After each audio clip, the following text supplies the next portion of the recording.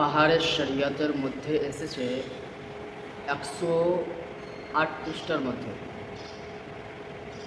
যে ব্যক্তি ইমামতি করবে এবং মুয়াজ্জিন আজান দেবে, সেই ব্যক্তির মুয়াজ্জিন আজান দেওয়ার সওয়াব তো পাবে, এবং ইমামতি করছে এবং নামাজ পড়ছে, সে নামাজের সওয়াব, ইমামতির সওয়াব তো পাবে।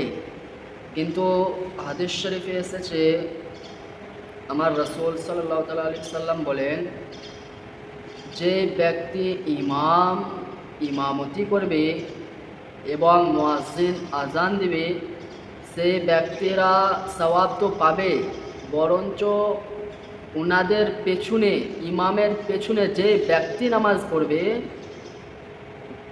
ওই ততগুলি ব্যক্তির সওয়াব সেই ইমামের আমল নামায় দেওয়া হবে। এটা পাহাড়ের শরিয়ত 108 পৃষ্ঠার মধ্যে এসেছে।